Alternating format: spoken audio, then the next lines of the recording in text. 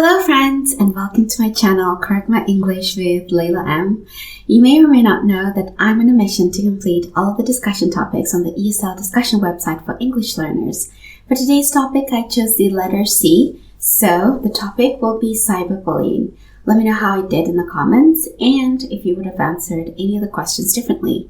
Let's go! Question 1. What springs to mind when you hear the words cyberbullying? Well, what comes to my mind automatically is the internet.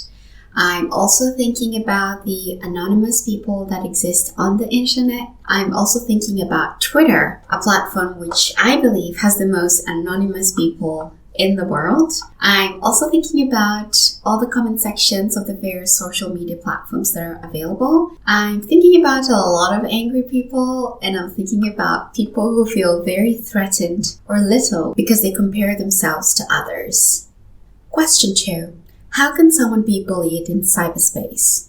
Well, traditionally, I think we thought of bullying as what happened in the schoolyard. When we think of cyberbullying, we thought of the schoolyard bully, the tall guy who was so strong and who used to pick on the weakest people in the playground, for example. But when we're thinking about cyberspace and cyberbullying, we're thinking about bullying people on a psychological level. For instance, when someone is launching personal attacks against someone, either in the form of mean comments or comments about appearance that may be disparaging, feedback that is not constructive as well, or direct insults when people literally insult others. Although this type of bullying doesn't necessarily pose a physical threat to the people, it can affect people psychologically and how they think, and they can really get angry even. I think about cyberbullying as a kind of reverse bullying because in the classic example of the big, tall, strong bully in the schoolyard picking on the smallest person in the field, I believe with cyberbullying, it's almost the other way around. So you see a lot of these very accomplished people being bullied by literal nobodies who don't even use their real names on the internet. Cyberbullying is a kind of mental play, which is really, really dangerous. Question 3. Do you think online bullying is worse or not as bad as physical bullying? Well, I believe that cyberbullying is worse than physical bullying. The first reason is the internet exists 24/7.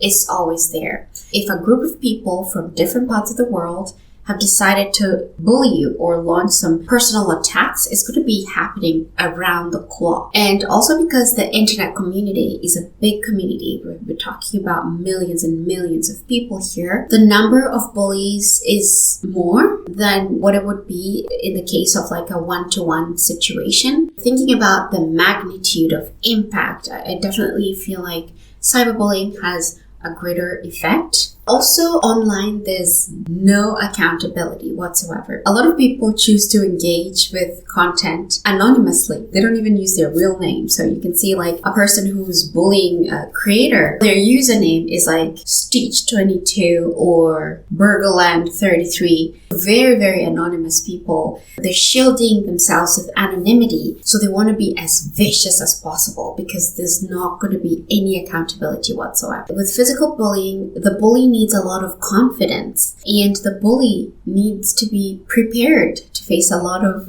accountability. Question 4. When did you first hear about cyberbullying? So the first social media platform that I joined was Facebook. Initially, it was me interacting with my friends and family, but as I got more and more familiar with the platform, I started engaging with celebrities, and when I wanted to comment on their post, I started noticing that I would see other posts, and some of them were funny, some of them were good, some of them were exactly what I wanted to say, but some of them were just straight up mean. And I remember always being taken aback and thinking, oh my God, why would someone say that about someone else? So I think as the social media and content creation started becoming more and more mainstream, a lot of creators started talking about it. And I remember one day, out of the blue, hearing about cyberbullying and all these creators talking about it and sharing strategies of how to deal with it, how to overcome it. That's when I first discovered the term cyberbullying. I have read that cyberbullying happens in a lot of different ways. So it can come in the form of unsolicited opinions from strangers. It can come in the form of disapproval of others and what they're doing. It can come in the form of trying to stereotype people and putting them into groups in very malicious ways. I believe that it's part of human nature to want to criticize, but these people just try to take it to the next level, and that is when it becomes cyberbullying. Question 5. What would you do if you were cyberbullied? Well, I think that's a really, really good question.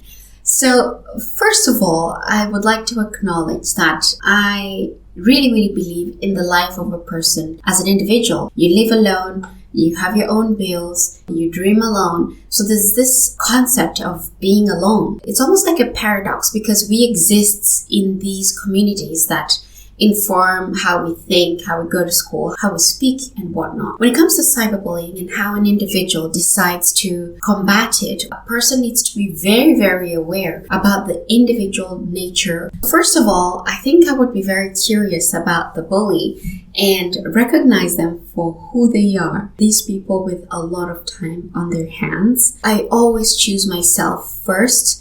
Before I choose any other person, I will always choose my happiness first. It's very, very easy for me to ignore comments or even read them. I realize that these comments are not necessarily meant for me. Just, basically like a mirror or a punching bag for these people. Given enough time, they want to do the most damage. And I think it's incumbent on myself not to allow them to do that. It would be really easy for me to just move past that. Also for me as a content creator, I acknowledge and appreciate that it's impossible to please everybody, and that is not exactly what I'm trying to do. So the people who decide to take offense in what I do, that is not my responsibility. That's their thing to deal with, and if they want to just blow back in my comments, that's fine. I accept that 100%. Question 6. Why do cyberbullies bully other people online? Well, so that's a very tricky question, but based on what I've heard, I have a few ideas. So first, it's believed that a lot of these cyberbullies are very idle. They have a lot of time on their hands, and that's why they go searching for people to bully and pick on. Because, a normal person, even when it comes to choosing what they want to watch, they choose a lot of people within their own interests to learn, to get entertainment, not to be critical. So if you find a cyberbully who's existing in the comment section of a creator they don't like, they don't identify with, they don't even believe in, these must be really, really idle people with a lot of time on their hands. It's believed that a lot of these people have some form of mental pressures because they're going through something, and trying to be aggressive is a form of release for them, and that's probably why they do it. It's also believed that a lot of these people are very unaccomplished in their own lives, and in their real lives, their opinions are not appreciated. Their opinions are even ignored and not even taken seriously. They see the internet as a place that accepts their opinions because all they have to do is just write a button and hit post, and they see that as, oh wow, look, my opinion is accepted here.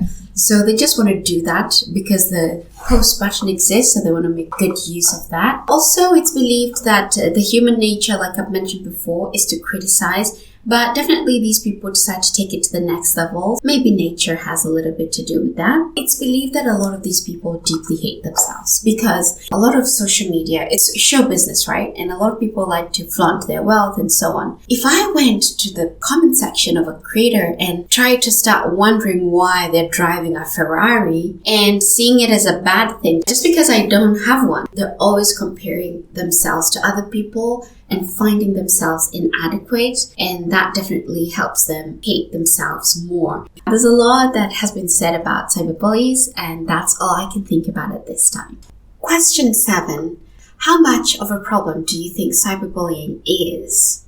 Well, recently, I don't think it's as big a problem as it was a few years back. It doesn't hinder content creation. It doesn't limit the success of content creators. And a lot of content creators, especially those who started a long time ago, have shared their strategies of how they cope with cyberbullying. I think people have realized that it's futile to give a lot of attention to ideas that are not going to contribute to growth or innovation. People are just trying to stay away from people who are not helping the cause. I think we've reached a day and age where cyberbullies are allowed to do literally whatever the hell they want because it affects nobody. Success and cyberbullying can exist at the same time, and I think that's a joy. That's amazing. Everybody gets to win. A lot of people are thirsty to actualize themselves and develop their skills, and this need and want to do this is bigger than any inhibitions they might have. After reading a comment from Shoelace6342, anonymous user on the internet, legal action can be taken in some countries, but I don't even know how it works. That's really helping to, take off the pressure a little bit. Question 8. What can people do to stop cyberbullying? So first and foremost, I believe that a really good way to do it is to ignore it. So if you imagine like Shoestring6232 took his time to write a full paragraph of like weird things and you just scroll past that comment, I think that's like the most effective way to discourage cyberbullying. If nobody's going to read it, then, people have to recognize cyberbullying for what it is. I know that creators can now block perpetrators from engaging with the content. They can also report. I know a lot of social media companies are coming with like algorithms are so good, especially I think I've seen this on Facebook, someone talking about it. Like there are some words if you type into a comment, you're not even going to be able to post it. That's amazing. And I believe strongly that creators should keep on moving because they're helping a lot of people around the world. Question 9. Do internet companies and mobile phone companies have a duty to stop cyberbullying? Social media companies? Absolutely yes. And I've spoken about this. They're now building algorithms to kind of block those malicious comments from being seen by other users. I know that content creators can even filter the messages and allow the ones that can show and the ones that don't even show. I know a lot of content creators I've heard are also like employing people to remove those weird comments in the comment section. And I think that's a really, really, really, really good thing. I think they're taking a lot of responsibility. As for mobile phone companies, I'm not sure what their role would be, but definitely internet companies have a big, big responsibility to stop the problem before it even starts. Question 10. Do you think there should be a punishment for cyberbullying? Punishment as in legal punishment? I think that would be good, but I think it's a little bit impossible because a lot of people on the internet, especially people who want to be malicious, are very quick to cover their tracks. And a lot of these people use anonymous accounts. So how do you get to someone with an anonymous account?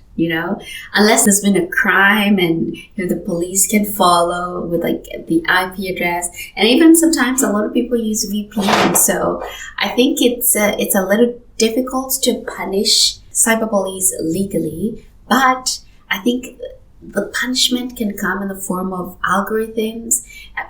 Internet companies can try to filter through these negative comments and prevent certain words from being posted, limit the visibility of their messages as well. So I think this is a really, really good thing. Like I mentioned, I think the best punishment for a cyberbully is just ignore what they wanted to say and not even be aware of it. I think that's the best thing.